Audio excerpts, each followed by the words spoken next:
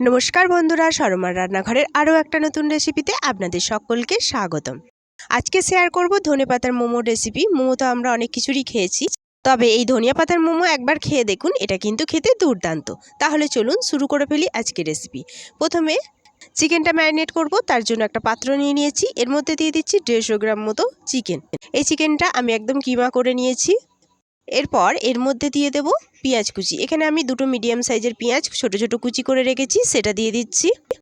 এর সাথে এর মধ্যে আমি দিয়ে দেব এখানে রসুন কুচি করে রেখেছি, আদা কুচি, আর দিয়ে দিচ্ছি কাঁচা লঙ্কা কুচি।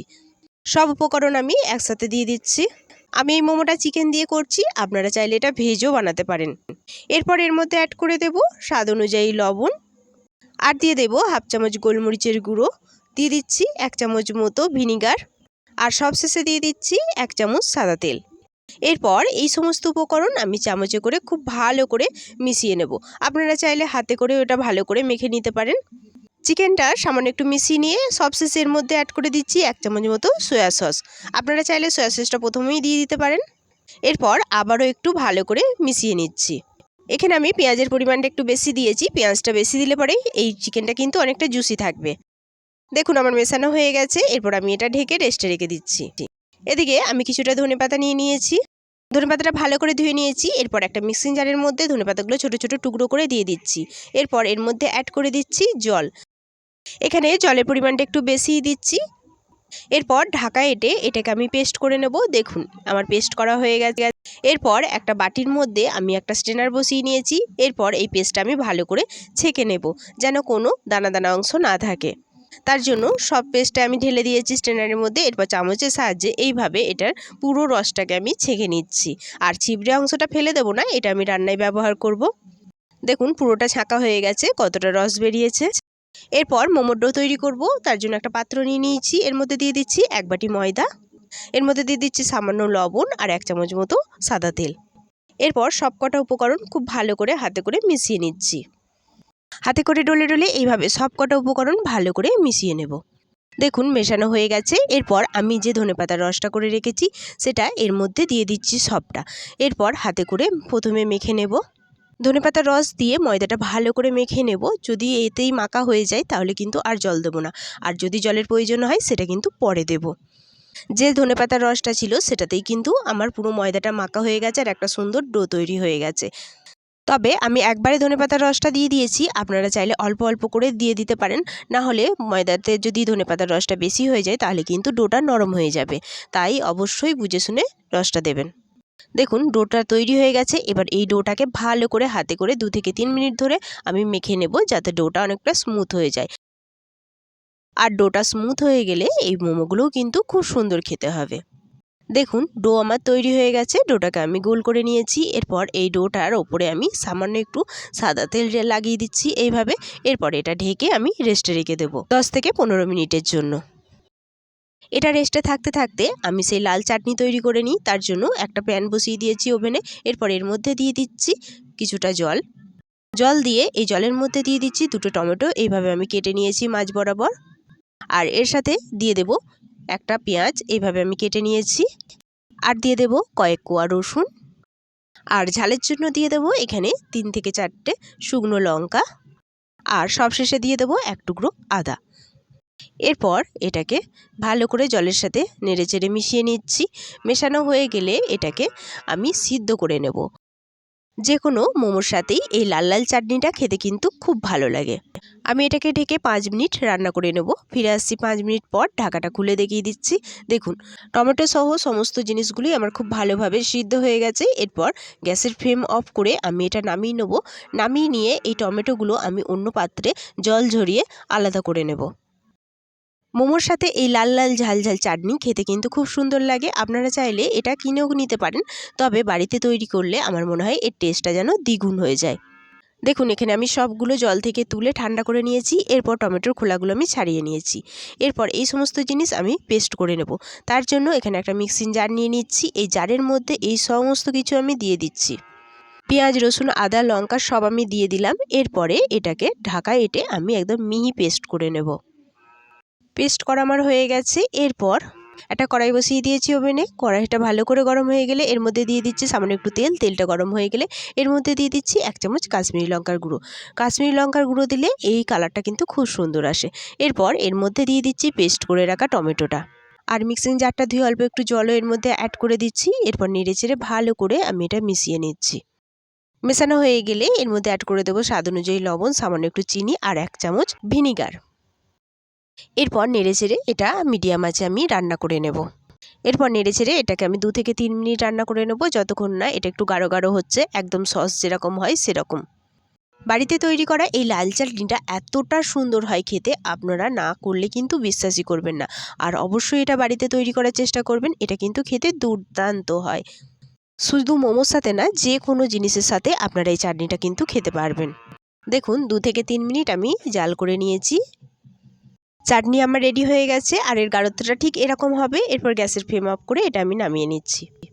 এদিকে ডোটাও খুব ভালোভাবে সেট হয়ে গেছে, দেখুন অনেকটা নরম হয়ে গেছে। এরপরে এটাকে হাতে করে একটু মেখে নেব এইভাবে, যাতে ডোটা আরও একটু সফট হয়ে যায়। নানা রকম মোমোই তো আপনারা খেয়েছেন, তবে এই ধনেপাতার মোমো একবার করে দেখুন। এটা দেখতে যেরকম সুন্দর হয় সেরকম এটা খেতেও কিন্তু দুর্দান্ত হয়।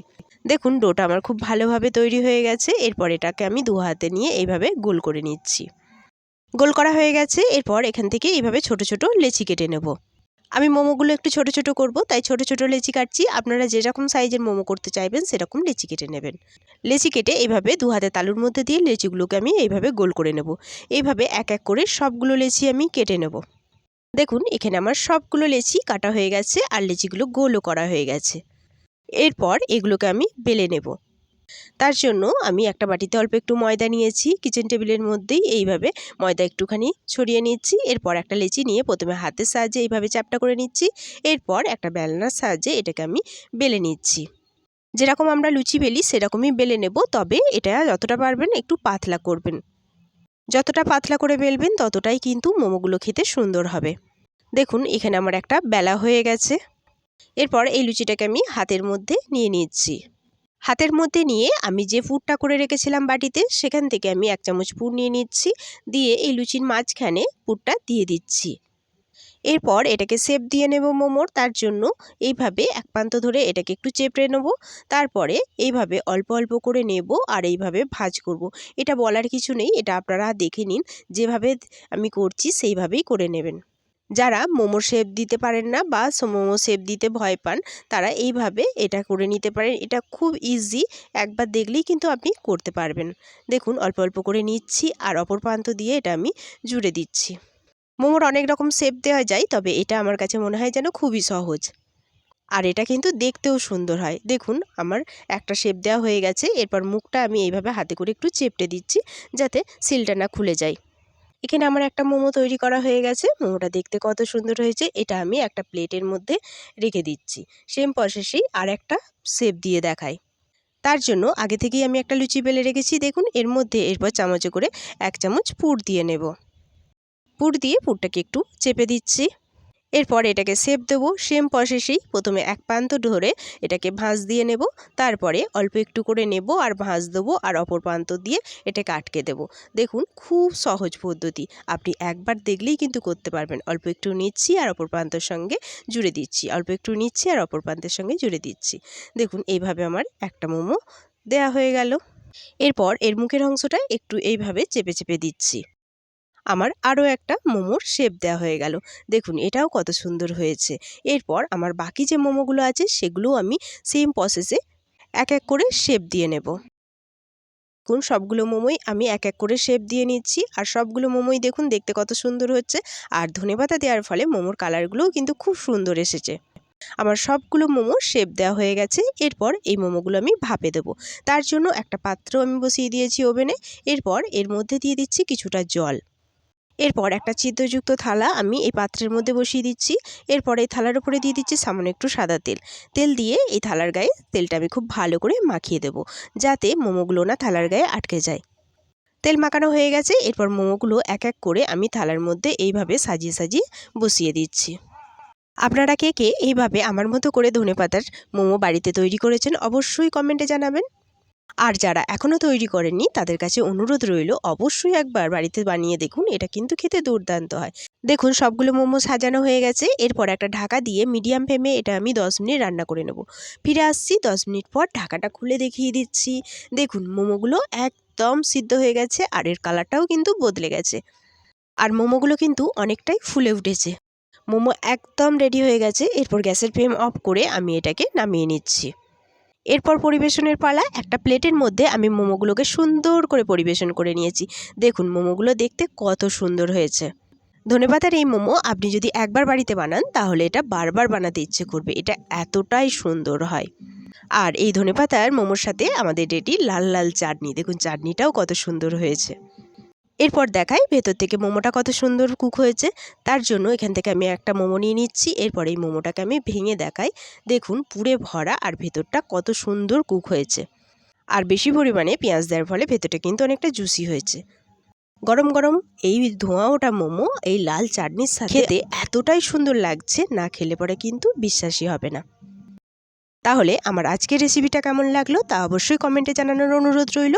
আর নতুন বন্ধু হলে চ্যানেলটি সাবস্ক্রাইব করে পাশে থাকার অনুরোধ রইল। আর পাশে থাকা বেল বাটনটি অবশ্যই অল করে রাখবেন, যাতে আমি কোনো নতুন রেসিপি ছাড়লে তার নোটিফিকেশন সবার আগে আপনার কাছে পৌঁছায়। আজ এই পর্যন্তই, দেখা হবে আরও একটা নতুন রেসিপি নিয়ে। ততক্ষণ সবাই সুস্থ থাকবেন, ভালো থাকবেন। সকলকে অনেক অনেক ধন্যবাদ।